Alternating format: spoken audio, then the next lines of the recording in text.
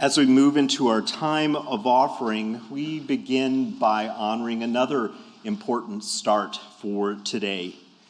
This day, we begin our stewardship campaign for this year, and it is an important year anyway because of, one, being in transition time and preparing ourselves for a new era. And certainly, every congregation is in the midst of recovering from the complexities of the pandemic, and the financial circumstances are but one of the ways that we are doing that.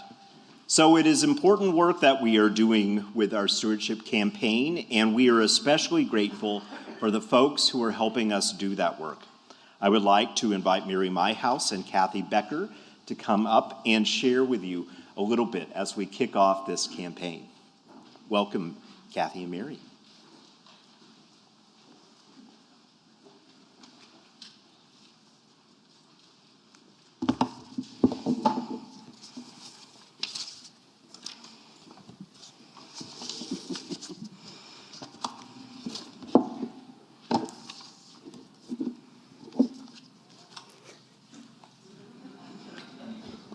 You are listening to KWPR, Kirkwood Public Radio.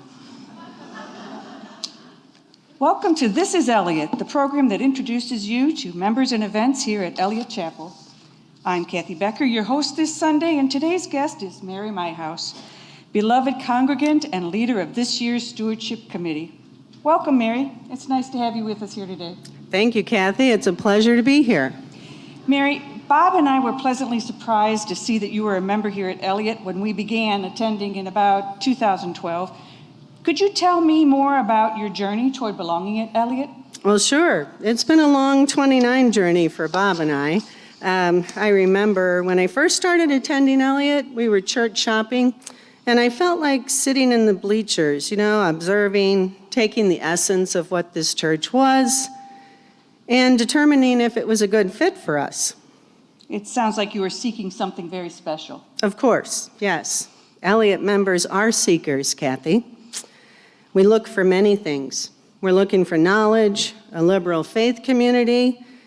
Some of us are looking for a balanced religious education for our children, companionship, good friends, good music, and inspirational sermons. And you found those here? Absolutely. And after a while, we knew it was a good fit for us because we were ready to get involved. I see that you're now very engaged in the community. How does that engagement shape you and other members like you? Well, engaging in a church community, and Eliot is one of the best, leads you to finding others who have common interests, recognizing shared beliefs and attitudes and values, feeling included, gaining friendships, and eventually developing affection and concern for all those people you're meeting and interacting with in the congregation. It sounds like your membership here is very important to you. As a leader of the 2023-24 Stewardship Campaign, what is it that you would like to communicate to Eliot members and friends?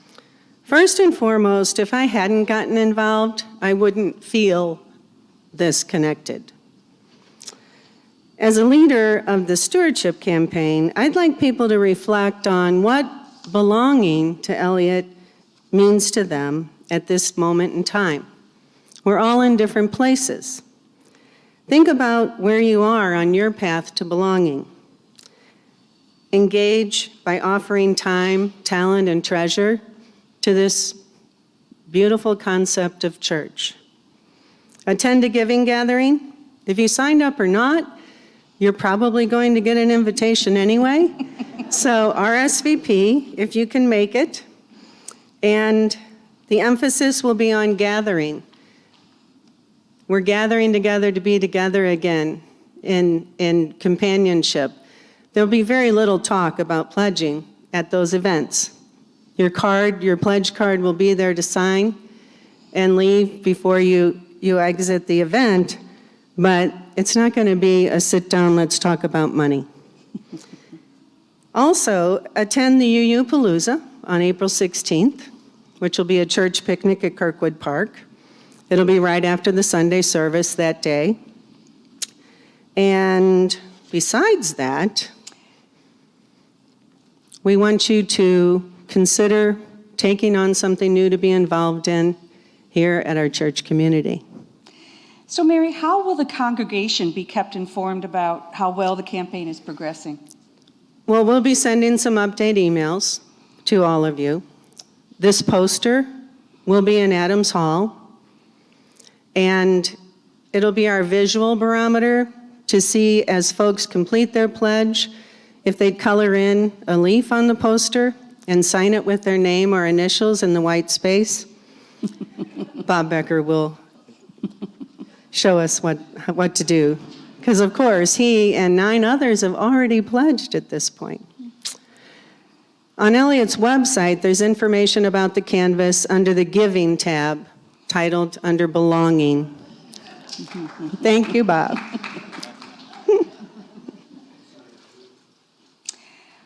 One final question. The logo of the 3 chalice trees on the campaign material is just beautiful.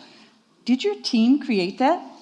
We did not, but actually that image was designed by one of Eliot's resident artists, Ahmed Eldorat, who graciously created it for this year's canvas. Stand up, Ahmed.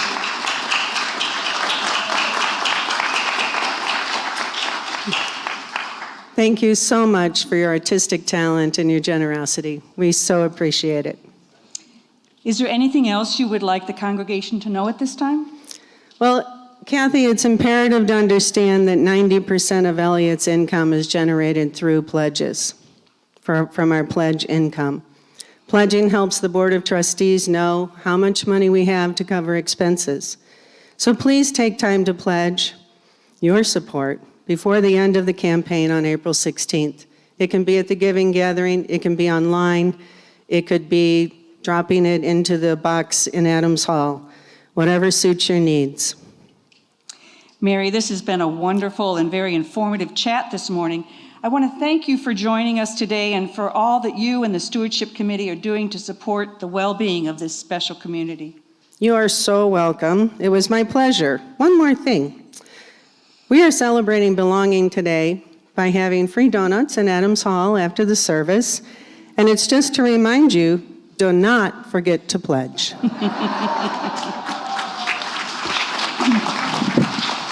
We now return to our regularly scheduled program.